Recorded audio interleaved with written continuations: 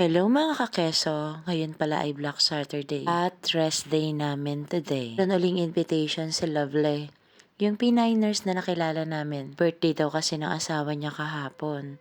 So may natirang pansit, kaya eto, sugod bahay kami. Pero bago kami pumunta sa bahay niya ay bumili na muna kami ng makakain. Pandagdag sa pansit, syempre nakakahiya naman no. Bali nadagdagan nga pala kami ng head count ngayon. Nadagdagan mula sa batch 2 at pati sa batch 3 and 4 may nadagdag din. So palaki ng palaki na yung pamilya namin dito. Sa bahay ni Lovely Pinay nurse. So bali dito nga pala kabinungaan sa shortcut. So, nagbibiroan kami dyan, Kalitren. Para sa mga may nose na taga Cavite City, alam nila ang Kalitren. At eto na nga, nandito na kami sa bahay ni Lovely. Manggugulo at magkakalat at kakain na naman ng walang humpay. So, yung bali yung iba, susunod na lang. Medyo naiwan sila ng konti. Very, very light lang naman. May mga dinaanan pa kasi lang mga bagay-bagay like TK Maxx. Abay, kung walang ganera, di dapat nasa TK Maxx din kami. Papacheck na naman ang attendance as usual. At eto na nga, papasok na kami sa loob ng bahay ni Lovely. At kailangan syempre magubad ng sapatos dahil may baby siya. Kenneth. Wow! Baker she.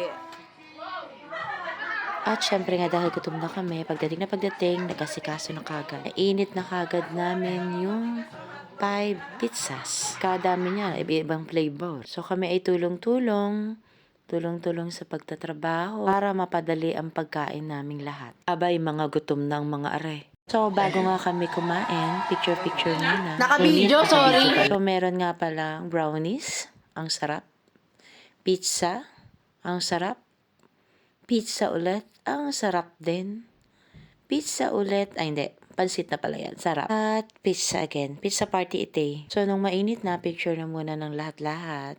Sama na ang tingin ng lahat sa lamesa. Ang nangyari, bagay nagugutom na. Siyempre, dapat may picture muna. Picture ulit. Picture ulit. Siyempre, picture ulit. Picture. Nakatapos na kaming kumain, nagluto ako ng sukas-sukasan. So, ang nilagay ko lang dyan ay ham, tsaka hotdog. Cream of mushroom, kaya medyo okay na rin. So, masarap naman yung luto ko. See that? So, creamy and yummy. So, sabi nila masarap daw. Naubos so, malamang masarap.